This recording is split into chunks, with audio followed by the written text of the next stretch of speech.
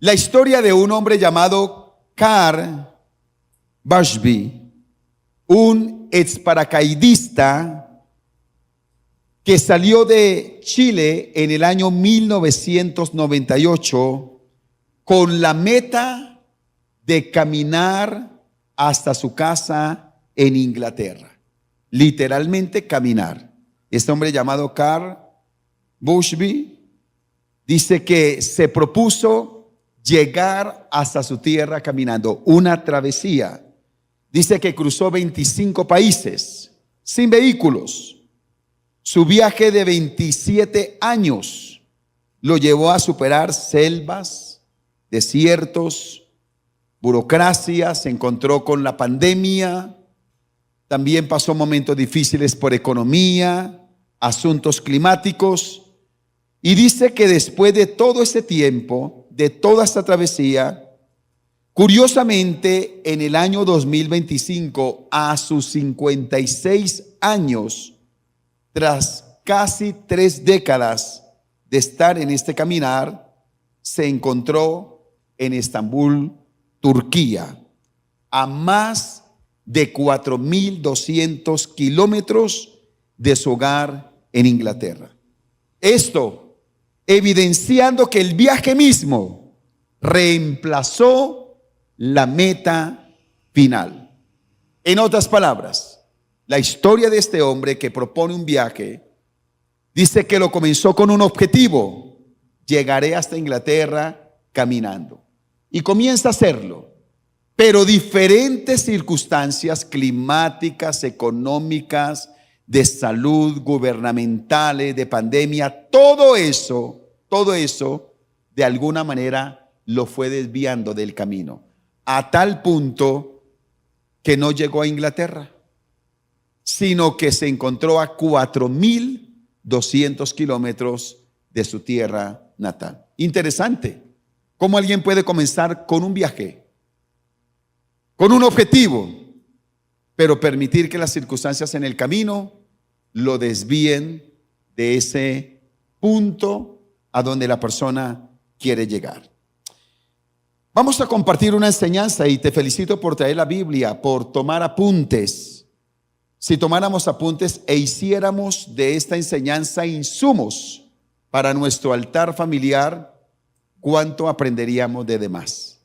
Quiero animarte a que abraces la palabra, que tengas tu Biblia.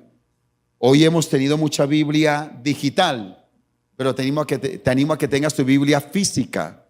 Subráyala, desbarátala, vuélvela a armar, escudriñala, y eso va a alimentar tu alma y tu espíritu de manera especial. Camino a la cruz, la enseñanza que te quiero dejar en el corazón hoy. Camino a la cruz. ¿Camino a dónde?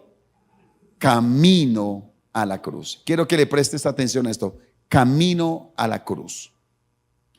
Marcos capítulo 8, versículos 34 al 38, nos hablan de algo interesante que Jesús le dice a la gente y a sus discípulos. Dice, llamando a la gente y a sus discípulos, les dijo: si alguno quiere venir en pos de mí, niéguese a sí mismo y tome su cruz y sígame. ¿Qué tiene que hacer? Negarse a sí mismo, tomar la cruz y seguirlo. Porque todo el que quiera salvar su vida la perderá, y todo el que pierda su vida por causa de mí y del evangelio la salvará. Porque ¿qué aprovechará el hombre si ganare todo el mundo y perdiere su alma? ¿O qué recompensa dará el hombre por su alma? Porque el que se avergonzare de mí y de mis palabras en esta generación adúltera y pecadora, el Hijo del Hombre se avergonzará también de él cuando venga en la gloria a su Padre con los santos ángeles. En un momento importante, Jesús sabe que es el momento de una importante confrontación a las multitudes y de paso a sus discípulos también. Y por eso hace esta demanda. Si alguno quiere venir en pos de mí, ¿quieres venir en pos de mí? Entonces debes llenar estos requisitos. Debes negarte a ti mismo, tomar tu cruz y seguirme. Y a través de esta palabra vemos que el Señor lo que está haciendo es mostrando el camino a la cruz. Y quiero dejarte lo que implica la demanda de Jesús para aquellos que aspiran ser sus discípulos. Ahora, quiero estar bien ubicado en el auditorio, porque de pronto la enseñanza no tendría interés para ti. Por eso tengo que preguntar, ¿anhelas ser discípulo de Jesús? ¿Es tu meta ser discípulo de Jesús? ¿O quieres ser tan solamente un seguidor de una religión? ¿Quieres ser discípulo de Jesús? Esa debe ser nuestra meta. Sé que algunos no respondieron, pero la meta es ser discípulos de Jesús. La medida no es menos. Y es lo que el Señor está diciendo aquí. ¿Tú quieres ser mi discípulo? ¿Qué quieres ser? ¿Qué quieres ser? Porque si quieres ser mi discípulo, quieres seguirme, tú debes negarte a ti mismo, tomar tu cruz y seguirme. Por eso el Señor está hablando de esta manera a esta multitud. Así que vamos a considerar lo que implica el camino a la cruz.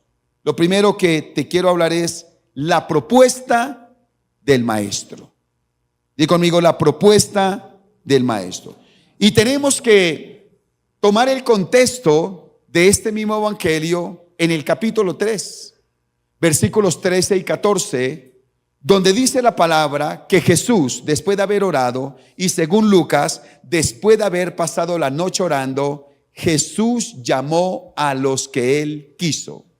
Y los llamó, escúchame esto, los llamó para que estuvieran con él. Y quiero prestar atención, quiero que prestemos atención a ese estar con él. Claro, después los iba a mandar a predicar, a echar fuera demonios, a sanar a los enfermos. Pero Jesús tuvo algo en su corazón cuando llamó a sus discípulos y fue llamarlos a estar con él. Mira el anhelo de Dios. Mira el anhelo de Dios. El anhelo de Dios es que sus discípulos estén con él. Él estar con sus discípulos estar con él. ¿No crees que esta es una propuesta interesante del Maestro? No fue un discipulado remoto, no fue virtual, no fue un asunto esporádico. Jesús dijo, quiero que mis discípulos estén conmigo. ¿Qué propuesta tan interesante del Maestro? Estar con él. Y eso habla de compañía. Escúchame, eso habla de compañía. Estar con él es valorar su compañía, reconocer su compañía. Mira lo interesante de esa propuesta del Maestro. Él quiere que en todas las áreas de mi vida yo reconozca su compañía. Saber que es verdad lo que dice la palabra cuando antes de ascender al cielo dijo, yo estoy con ustedes todos los días hasta el fin del mundo. Si un discípulo reconoce la compañía de Jesús, nunca se sentirá solo, sino que podemos disfrutar de su compañía. Y esa compañía es permanente, no es intermitente, es permanente. Saber que puede llover, hacer sol un domingo en medio de la multitud, donde quiera que estemos solos o acompañados, ahí está la compañía de Jesús a través del Espíritu Santo de Dios para cada uno de nosotros. Una de las cosas que Satanás trabaja mucho es con la orfandad. Satanás quiere que una persona se sienta como abandonada, sola, que Dios no está con él. Y eso genera un vacío emocional y espiritual en una persona.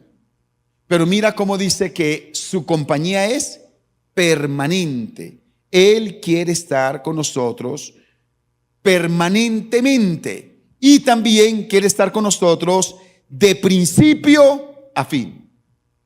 Cuando Él llama a sus discípulos para que estén con Él, era para estar con Él ¿cuándo?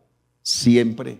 De principio a fin. Es decir, estar con Él con todas las implicaciones de la travesía. Es decir, en las enseñanzas, pero también en los exámenes de las enseñanzas, en los milagros, pero también en la confrontación.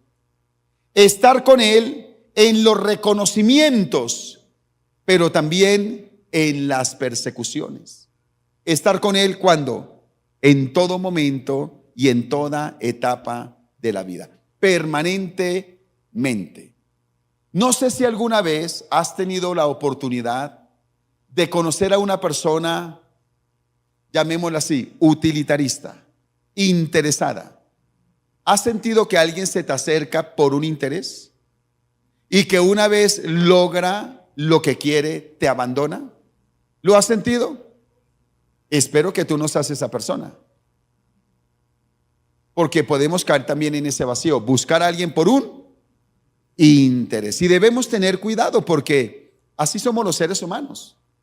De pronto, si vemos que alguien nos puede beneficiar en algo, nos acercamos y una vez logramos el beneficio, descuidamos la relación. Pero mira que el Señor dice, no quiero que me busques solo por el beneficio, quiero que me busques para tener relación conmigo en todo momento. Cuando ríes y cuando lloras. Cuando las cosas te salen como las planeaste y cuando no te salen. Cuando sientes que te respondí, cuando sientes que hay un silencio mío, no me abandones.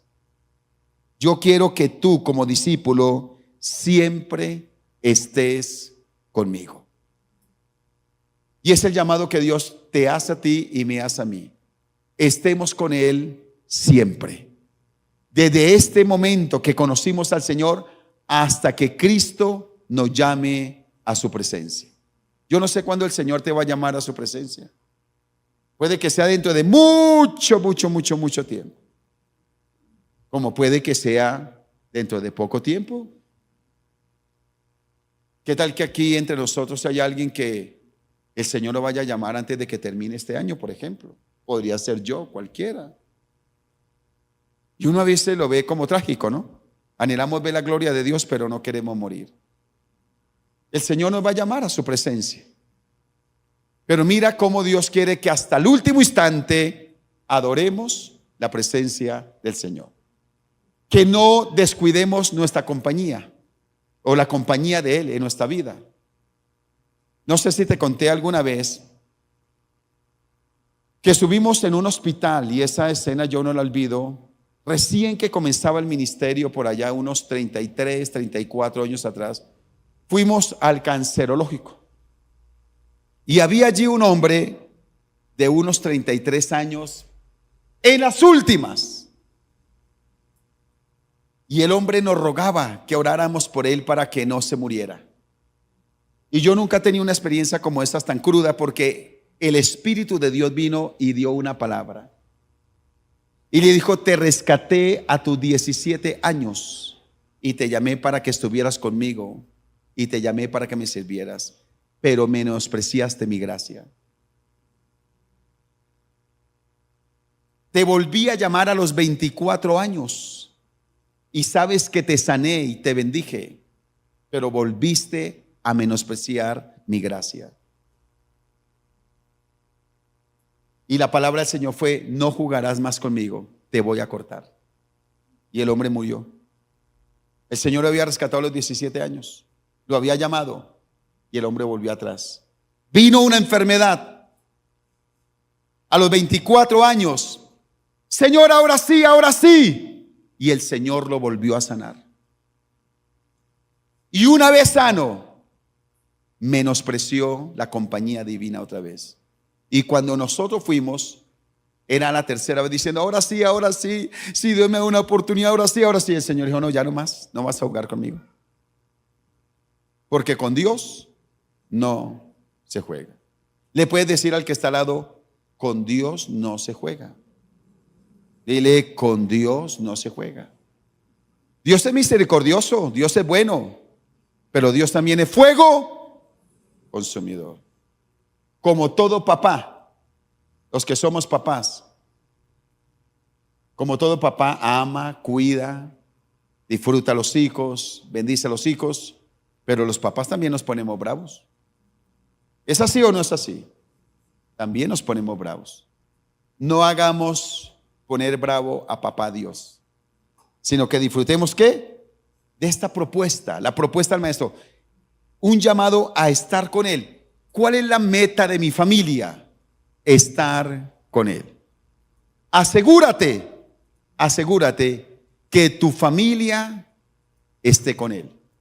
No te asegures que tus hijos tengan solo un buen trabajo. No te asegures solo de buenos resultados. No te asegures solo de firmar escritura de un predio. Todo eso es bueno. Lo que sí debemos asegurarnos es que mi casa está con Él. Aceptemos la propuesta que Jesús nos hace de estar con Él. Pero también al lado de esa propuesta hay un peligro del discípulo. Y veo algo interesante, que fue lo que el Señor percibió de las multitudes y aún en el corazón de sus discípulos. ¿Cuál es uno de los graves peligros? Confundir ir a la cruz con ir hacia la cruz. Te lo voy a volver a repetir. Confundir ir a la cruz con ir hacia la cruz. Y te lo voy a poner en un ejemplo muy fácil. Yo puedo ir hacia Bucaramanga, pero no necesariamente llegar a Bucaramanga. ¿Conoces el camino a Bucaramanga? ¿Quién lo conoce? Uno se puede quedar en Barbosa, se puede quedar en Badorreal, en Suaita, me podría quedar. Yo voy camino hacia, pero no necesariamente llegar allá. ¿Y sabes? Cuando el Señor llamó a sus discípulos y aún las multitudes aparentemente iban hacia la cruz, pero muchos se quedaron en el camino. Por eso la meta no es ir hacia la cruz, sino ir a la cruz, es decir, llegar allá. No sé si me estoy haciendo entender. Hasta llegar allá, no hay chance de quedarnos en el camino, sino que debemos llegar. Por eso la palabra dice que muchos son los llamados, pero pocos los escogidos.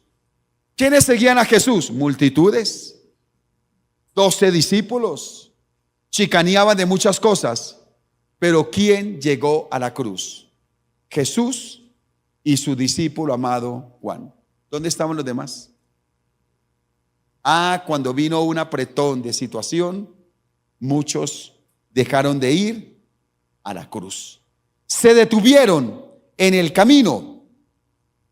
¿Sabes por qué también? Porque hay una tentación de quedarnos en las estaciones del camino. Imaginemos nuevamente el viaje. Bucaramanga, vamos para allá, bien chévere. Pasa uno también por Arcabuco, ¿no? Y pasa por algunos, oiga, y ahí venden unos almuerzos. Ahí venden unas almojábanas. ¿Qué pasaría si tú vas hacia Bucaramanga, pero determinas quedarte en Arcabuco porque la comida ya es deliciosa, ¿verdad? Entonces hay una tendencia en quedarse en las estaciones del camino, de confundir el destino con la estación. Ese es un peligro que podemos tener, confundir destino con estación. Y eso pasó muchas veces con las multitudes. Pasó con sus discípulos. Por ejemplo, recuerda que algunos creyeron que el objetivo era alimentar el vientre. Y cuando el Señor multiplicó los panes y los peces, dijeron, este es el que necesitamos, que nos dé de comer, que multiplique los panes y los peces, porque si tenemos que comer, estamos hechos. Si la nevera está llena, si la cuenta está llena, si hay plata, si tenemos para viajar, si tenemos las cosas, somos bendecidos. Bendito sea el Señor, yo no necesito más. Se quedó en la estación.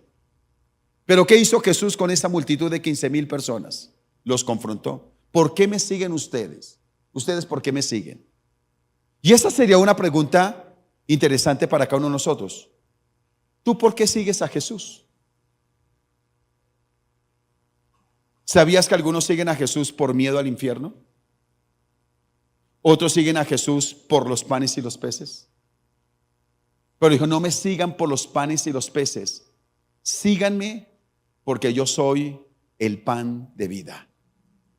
Porque yo soy el pan de vida. Y dice que cuando confrontó a esa multitud, ¿qué pasó? Mira, el Señor ya tenía una iglesia de 15,000 personas. Uy, hay que cuidarla, no hay que hablarles tan duro porque 15,000. Wow, eso es una multitud atractiva.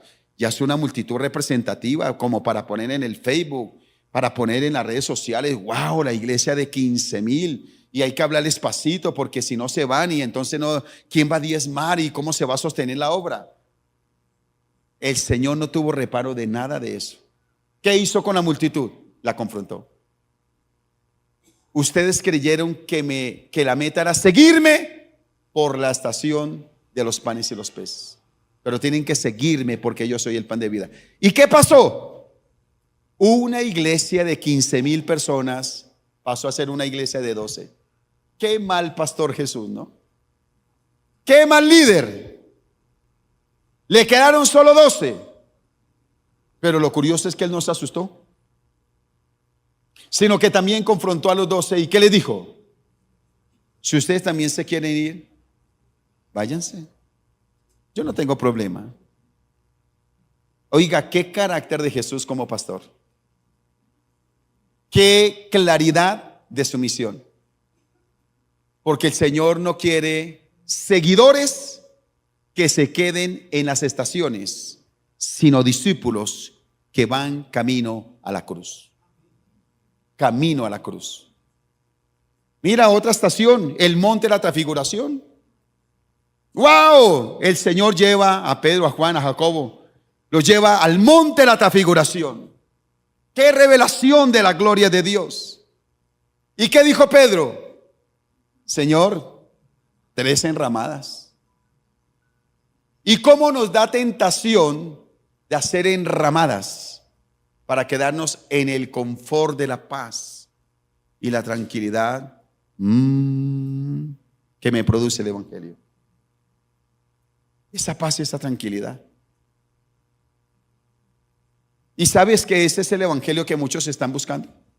David Wilkerson, un gran evangelista que en el año 1982 escribió un artículo que lo llamó así: un Pentecostés sin Cristo. Escúchame, por favor, escúchame. Hoy hay muchos evangelios. Préstame atención, hoy hay muchos evangelios. ¿Dónde están esos evangelios? En el corazón de la gente que se los inventa. Ah, no, yo sigo a Dios, pero Dios me tiene que entender así. Le doy el tiempo que me sobre. Me tiene que aceptar con estos pecados. Yo no voy a cambiar esto. Le entrego estas áreas de mi vida y estas no. Ese es otro evangelio que cada uno se inventa. Y parece que la tentación es que hay que paladear esos evangelios para que la gente no se vaya de la iglesia. Te tengo una buena noticia. No es tu evangelio el que te salva, es el evangelio de la palabra. Es el evangelio de la palabra el que tenemos que seguir.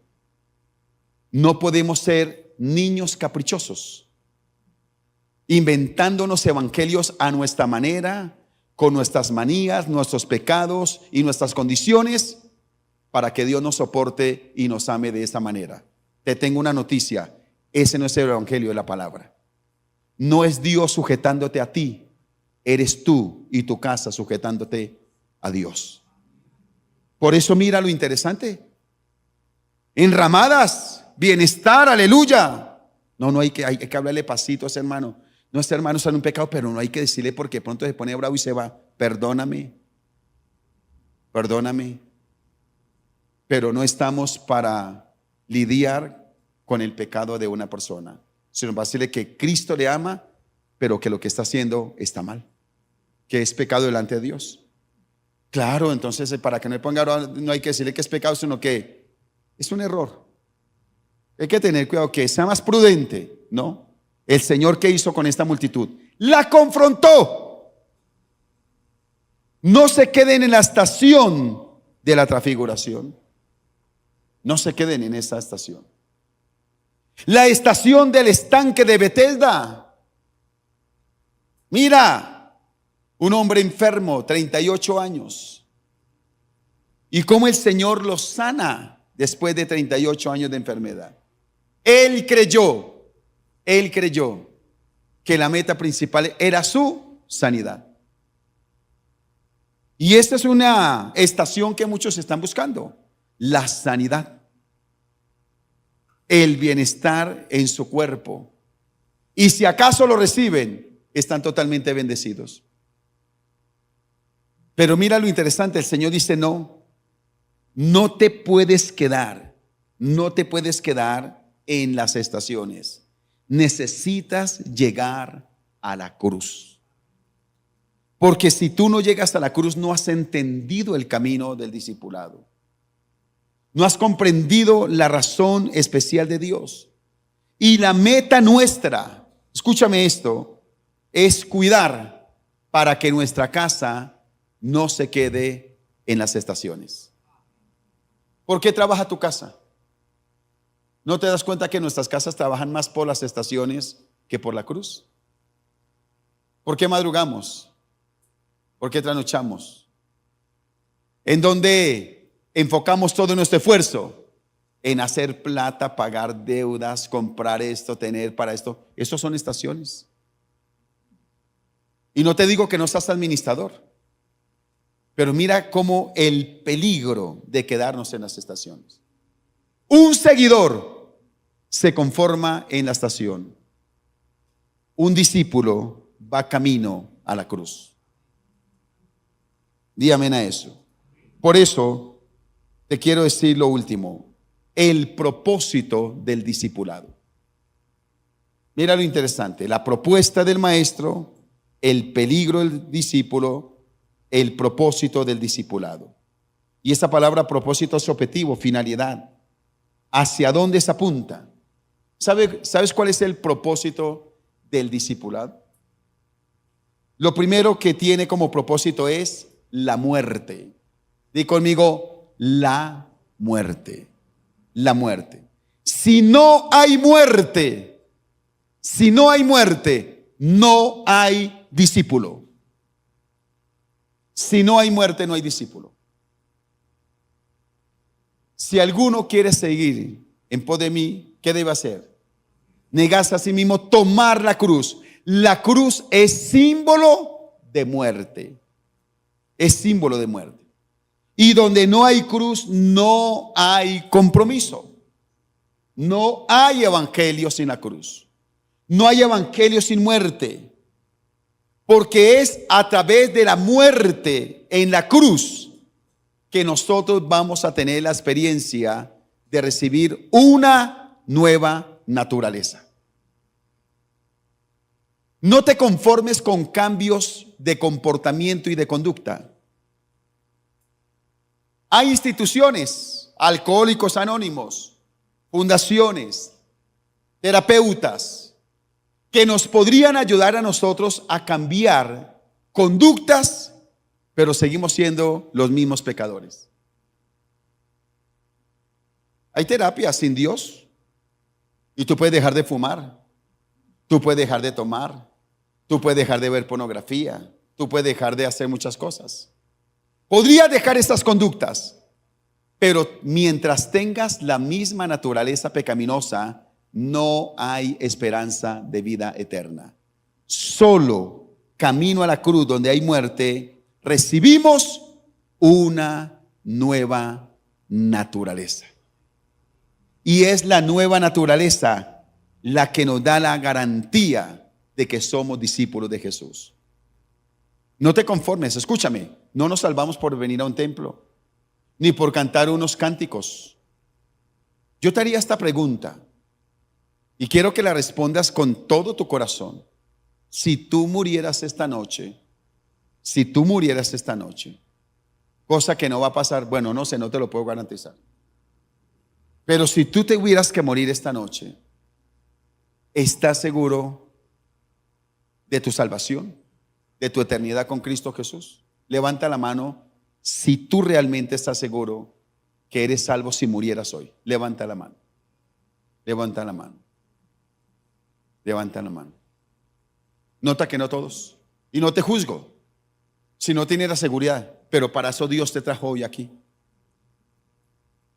Porque sabes, un discípulo sí puede estar seguro de su salvación. Debe estar seguro de su salvación. Un seguidor no. Porque el seguidor va a un acto religioso. Le gustan las canciones. Hay gente que no son cristianos y le gustan las canciones cristianas. Oiga, me gusta ese mensaje porque como que lo motiva a uno. Casi que en el predicador y en la predicación ven es a un motivador y no a un predicador. ¿Verdad? Se mira de esa manera, pero no se encuentra realmente con Cristo Jesús como su Señor y su Salvador, a tal punto que ha muerto a sí mismo. Lo que dijo el apóstol Pablo, ¿qué dijo en Gálatas 2:20? Así que ya no vivo yo, mas Cristo vive en mí. Y lo que ahora vivo en la carne, lo vivo en la fe del Hijo de Dios, el cual me amó y se entregó a sí mismo por mí. Este es el punto en discipulado, hasta que el discípulo muera y Cristo viva en él. ¿Qué quiere decir eso? Que todo mi ser, mis acciones, mis reacciones, mi cosmovisión, todo es a la manera de Dios. ¿Es a la qué? Es a la manera de Dios. Por eso hay ¿qué? Muerte. Hay muerte. Pero en la cruz o en el propósito del discipulado también hay liberación. Escúchame, camino a la cruz, allí es donde hay liberación. Liberación de toda iniquidad, de toda maldición, de una vana manera de vivir. No podemos ignorar que en el reino espiritual hay maldiciones, hay iniquidad. Escúchame, hay iniquidad. Hay iniquidad, hay maldiciones. Solo la cruz nos puede hacer libres de toda maldición. Solo la cruz nos puede hacer libres de toda maldición del pecado, de ataduras generacionales, circunstancias que quieren detenernos, es a través de la cruz. Pero también la santificación. Mira lo interesante, encontramos la santificación. Una santificación instantánea. Esa santificación de lo que estoy hablando hace un momento, que me dice que yo soy salvo. Si muriera hoy, soy salvo por la santificación instantánea. Pero la santificación progresiva, de tal manera que mientras esté sobre esta tierra, cada día me voy a parecer más a Jesús. ¿Me voy a qué? Hay un escrito que se llama ¿qué haría Jesús en tu lugar? Levanta la mano tú que conduces un vehículo. ¿Quién conduce vehículo aquí? ¿Quién conduce vehículo? ¿Qué haría Jesús en tu lugar si lo cerraran? ¿Cómo respondes tú? Bueno, me puse muy pesado, ¿no? Creo que por ahí no es la aplicación. ¿Cómo reaccionaría Jesús cuando hay un desacuerdo de matrimonio? ¿Cómo trataría Jesús a alguien que le hace la guerra en el trabajo? ¿Cómo reaccionaría Jesús frente a un vecino difícil? ¿Cómo reaccionaría Jesús si frente a la propuesta de decir una mentira y evitar el pago de 10, 20 millones de pesos en un impuesto, qué haría Jesús? ¿Qué haces tú? Ah, no, eso aquí una firmita, eso aquí por debajo de cuerda y nos ahorramos 10 millones, eso todo el mundo lo hace. Ah, así lo hace un discípulo de Jesús. Así lo hace un discípulo de Jesús. Un discípulo de Jesús paga el impuesto, no evade el IVA, no hace trampa, no hace chanchullo. ¿De acuerdo o no de acuerdo? ¿Cómo manejas tú esos asuntos económicos? No está pagando por allá soborno. Un discípulo de Jesús no paga soborno a los policías de tránsito. ¿De acuerdo? No altera el contador de la electricidad. Bueno, por si acaso. Un discípulo de Jesús cada día se parece más a él. ¿Cuál es la meta? Escúchame. El destino de tu familia, de tu vida y de tu familia, como lo anhela Jesús, es lo siguiente: que cada día tu casa sea más como Jesús. ¿Sea más como qué? Es la meta que tu casa sea como Jesús. No, pastor, la meta es comprar otro apartamento. La meta es ir a Miami. Eso de ser como Jesús a mí no me interesa. Yo quiero disfrutar la vida. Tan raro, ¿no? La meta es tener plata. No, la meta principal de tu casa es ser como Jesús. Si esa no es la principal meta, tu casa va mal y tu casa tendrá pérdida, porque no has trazado las prioridades de la manera correcta. La prioridad es ser ¿qué? Como Jesús. Pero también la meta de la casa es servir a Jesús. Escúchame esto, la meta de tu casa es servir a Jesús. Para eso existe tu casa, para servir a Jesús. Claro, cuando uno anhela las estaciones, uno quiere es plata, peces, confort, pero no está interesado en servir a Jesús. La meta de tu casa es servir a Jesús, porque el que no sirve a Jesús se sirve a sí mismo y sirve a este mundo. Y la meta de tu casa es estar con Jesús. Di conmigo, estar con Jesús. ¿Cuál es la meta de tu casa? Estar con Jesús. Sabemos que cuando estemos en el reino de los cielos no vamos a saber quiénes se condenan, porque eso quitaría aflicción. Pero hipotéticamente que nos conociéramos nosotros en el reino de los cielos. Hoy estamos aquí nosotros. Si Cristo no ha venido por allá en el año 2080, ninguno de nosotros estaremos aquí. Yo creo que no estaremos aquí. O tú tendrías que ser un abuelito por allá 120 años. Pero escúchame, estamos en el reino de los cielos. Y qué bonito en el reino de los cielos, si uno se pudiera conocer con la familia. Fuimos salvos, le dimos el primer lugar a Cristo. Ahora estamos gozando de una eternidad. ¿Quisieras que un familiar tuyo se condenara por la eternidad en el lago que arde con fuego y azufre? No me lo estoy inventando yo, lo dice la palabra del Señor. Que si tu vida y tu casa no están en el tribunal de Cristo para recibir recompensa, estarán en el gran trono blanco para ser condenados por la eternidad. Y aunque te parezca una fábula, es una realidad. Todos moriremos y entregaremos cuentas delante de la presencia del Señor.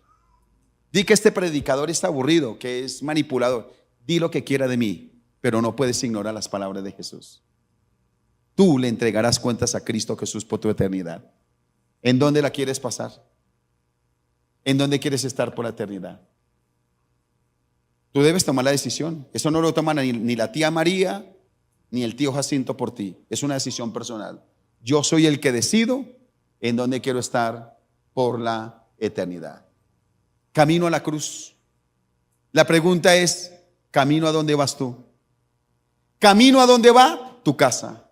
Pero la meta es camino a la cruz. ¿Qué le pasó a este hombre, Karl Bashby? ¿Qué le pasó? Empezó en un lugar y terminó en uno errado. Se desvió del camino. La meta es que tú y yo no nos desviemos del camino.